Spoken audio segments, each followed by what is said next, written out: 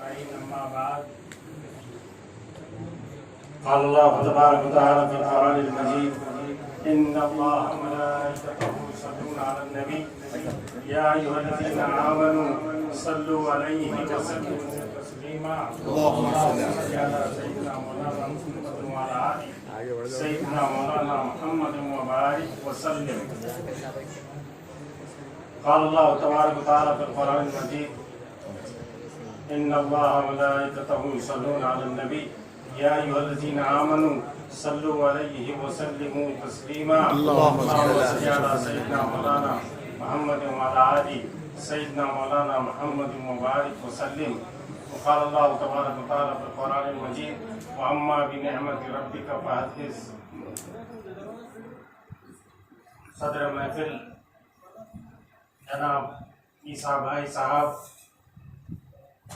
حبیب فاروق الطاف صاحب، کریم بیگ صاحب اور دیگر معزز سامعین، اللہ تعالیٰ کا بے انتہا فضل و کرم ہے کہ اللہ تعالیٰ اپنے فضل و کرم سے ہمیں سرکار دو عالم صلی اللہ علیہ وسلم امتی بنایا اور اس پرفتر دور میں پرآشوب ماحول میں صراط مستقیم پر چلنے کی عنایت فرمائی. اور اللہ تعالیٰ اپنے فضل خاص سے آج ہم سب کو 12 ربیع الاول کی محفل میلاد مقرر کرنے کی توفیق عنایت فرمائی. بزرگوں،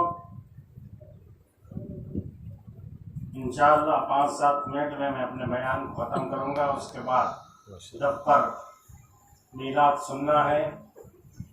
وَأَمَّا بِنِعْمَةِ رَبِّكَ فَحَدِّثْ. قرآن مجید کا ارشاد ہے اپنے رب کی نعمتوں کا چرچا کرو، اظہار کرو، بیان کرو، لنگر لگاؤ. جو نعمت اللہ تعالیٰ دیا ہے سب سے بڑی نعمت اگر ہے تو سرکار دو عالم صلی اللہ علیہ وسلم کی آمد ہے. تمام نعمتیں ایک طرف، سرکار کی آمد سب سے بڑی نعمت ہے. تو قرآن مجید کہہ رہا ہے وَأَمَّا بِنِعْمَةِ رَبِّكَ فَحَدِّثْ. جو نعمت آپ کو ملی ہے اس کا خوب چرچا کرو. ہزاروں مرتبہ آپ سن چکے ہیں. سیدنا عبدالقادر جیلانی رضی اللہ تعالیٰ عنہ 11ویں شریف بہت ہی اہتمام سے مناتے. رات تمام جلسہ ہوتا، صبح میں لنگر لگتا. آپ کے وصال کے بعد اللہ تعالیٰ 11ویں اور 12ویں کو قیامت تک کے لیے زندہ کر دیا. رات تمام بیان ہوتا، صبح میں لنگر لگتا اور 12ویں شریف سرکار دو عالم صلی اللہ علیہ وسلم کا چرچا ساری دنیا میں ہوتا. سعودیہ میں آج بھی، جدہ میں، ریاض میں بدو لوگ مختلف انداز سے سرکار دو عالم صلی اللہ علیہ وسلم کی میلاد پڑھتے اور لنگر لگاتے. سرکار دو عالم صلی اللہ علیہ وسلم کے فضائل میں آیا ہے، لنگر کے تعلق سے آیا ہے. عبدالحق محدث دہلوی کے والد شاہ عبدالرحیم محدث دہلوی ہر 11ویں کو لنگر لگاتے. رات تمام جلسہ ہوتا، 12ویں صبح کو لنگر تقسیم ہوتا. فجر کے بعد سے تقریباً عصر تک لنگر جاری رہتا. ایک وقت ایسا آ گیا کہ ہاتھ میں پیسے نہیں تھے. رات تمام جلسہ ہوا، ہاتھ میں پیسے نہیں ہیں. تو آپ کیا کیے؟ بازار جا کر تھوڑے چنوں کو لائے، صبح محلے کے بچوں میں چنوں کو تقسیم کی اور یہ ارشاد فرمائے سرکار کی آمد کے تعلق سے میں یہ چنے تقسیم کر رہا ہوں. سرکار آج پیدا ہوئے. خواب میں رات میں دیکھتے ہیں کہ سرکار دو عالم صلی اللہ علیہ وسلم خواب میں آ کر ارشاد فرماتے ہیں عبدالرحیم تمہارے چنوں کو ہم نے قبول کر دیا. یہ سرکار کی آمد میں جو لنگر لگتے ہیں اس کا فیضان ہے. اہل اللہ کیا ارشاد فرماتے ہیں؟ لنگر لگانے والے باورچی کو باوضو ہو کر پکانا چاہیے. لنگر سرکار سے نسبت رکھتا ہے. سبحان اللہ. گلی میں جو جھنڈیاں لگانے والے نوجوان بچے بھی باوضو ہو کر جھنڈیاں لگائے، کیونکہ سرکار کی آمد کی نشانی ہے. بے وضو نہیں، باوضو ہو کر لگایا جائے. سرکار دو عالم صلی اللہ علیہ وسلم کے مختلف گوشے ہیں. بلغ العلا بکمالہ کشف الدجا بجمالہ حسنت جمیع خصالہ. یہ 3 اشعار شیخ سعدی رحمۃ اللہ علیہ یہ 3 اشعار ہیں. چوتھے شعر کے لیے بے چین ہو گئے. چوتھا شعر یاد نہیں آ رہا ہے. سرکار دو عالم صلی اللہ علیہ وسلم کو خواب میں دیکھتے ہیں. سرکار کہتے ہیں وہ اشعار تم نے جو لکھا وہ کیا ہے سناؤ. بلغ العلا بکمالہ کشف الدجا بجمالہ حسنت جمیع خصالہ. سرکار ارشاد فرماتے ہیں وصلوا علیہ وآلہ. سبحان اللہ. یہ جس محفل میں اشعار پڑھے جاتے ہیں وہ محفل کامیاب ہوتی ہے. سبحان اللہ. اولیاء اللہ کا طریقہ تھا ضرور بضرور یہ اشعار کو پڑھتے تاکہ ہماری محفل مقبول ہو جائے. اس لیے اشعار میں آپ کو پڑھ کے سنا دیا کہ اللہ تعالیٰ ہماری محفل کو قبول کر لیا. آمین. سرکار دو عالم صلی اللہ علیہ وسلم کی سخاوت کو اگر دیکھا جائے، حاتم طائی کی لڑکی قیدی بن کر آئی. صحابہ عرض کرنے لگے یہ حاتم طائی کی لڑکی ہے. سرکار دو عالم صلی اللہ علیہ وسلم اٹھ کر اپنا مشجرہ دیے، برہنہ سر تھی، وہ مشجرے کو اوڑھ لی. صحابہ تعریف کر رہے ہیں یہ حاتم طائی کی بیٹی ہے.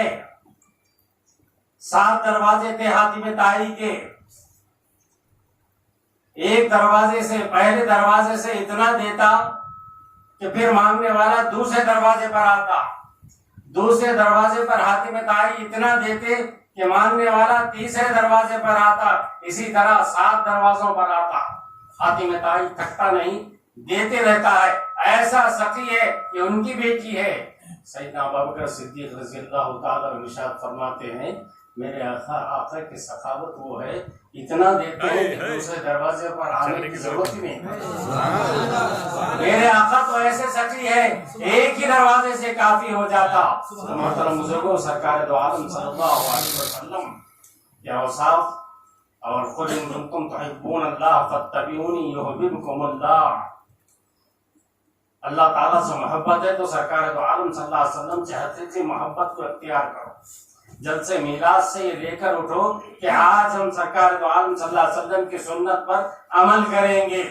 کئی مرتبہ بیان میں سن چکے ہیں، پھر بھی جو نہ سنے ان کے لیے گزارش ہے کہ عثمان غنی رضی اللہ تعالیٰ عنہ حج کر کے عرفات سے مینا میں آئے، مسجد خیف کے پاس آئے. ایک درخت تھا، اس درخت کے نیچے بیٹھ کر مسکرا رہے ہیں. کثیر لوگوں کا مجموعہ ہے. لوگ کہتے ہیں امیر المومنین اس درخت کے نیچے بیٹھ کر آپ کیوں مسکرا رہے ہیں؟ اتنے لوگ گرمی میں ٹھہرے ہوئے ہیں، چلیے یہاں سے. آپ کیا ارشاد فرماتے ہیں؟ میں اس لیے مسکرا رہا ہوں کہ سرکار کے ساتھ میں جب حج کیا تو سرکار اسی درخت کے نیچے بیٹھ کر مسکرائے تھے. ان کا مسکرانا یاد آ رہا ہے، اس لیے عثمان مسکرا رہا ہے. سبحان اللہ. مسکرانے سے میں سمجھتا ہوں کہ میرا حج مکمل ہو گیا، قبول ہو گیا. نہ فرض ہے، نہ واجب ہے، نہ سنت ہے، لیکن سرکار کی ادا کو اپنانا صحابہ کا عین اطاعت کا جذبہ تھا. قل ان کنتم تحبون اللہ فاتبعونی یحببکم اللہ. سیدنا علی رضی اللہ تعالیٰ عنہ کا مشہور واقعہ، مدینے کی گلیوں میں سرکار دو عالم صلی اللہ علیہ وسلم جا رہے ہیں، تھوڑی تھوڑی دیر کو سلام کر رہے ہیں، وعلیکم السلام وعلیکم السلام کہہ رہے ہیں. صحابہ عرض کرتے ہیں یا نبی اللہ ہم میں سے اس وقت آپ کو کوئی سلام نہیں کیے، پھر آپ کس کو جواب دے رہے ہیں؟ آپ فرماتے ہیں جس گلی سے میں گزرتا ہوں وہاں کے حجر و شجر مجھے سلام کرتے ہیں، وہ سلام کا جواب میں دیتا ہوں. سیدنا علی رضی اللہ تعالیٰ عنہ سرکار دو عالم صلی اللہ علیہ وسلم کے سیدھے جانب ہے. ایک درخت آ گیا، درخت کی ٹہنی سرکار دو عالم صلی اللہ علیہ وسلم کے پیشانی مبارک کو لگتی. اس غرض سے سرکار دو عالم صلی اللہ علیہ وسلم اپنے چہرے انور کو، اپنے سر مبارک کو جھکا کر اس ٹہنی کے نیچے سے گزر گئے. سیدنا علی رضی اللہ تعالی عنہ پستخد ہے، آپ بھی اس ٹہنی کے نیچے سے جھک کر گزر گئے.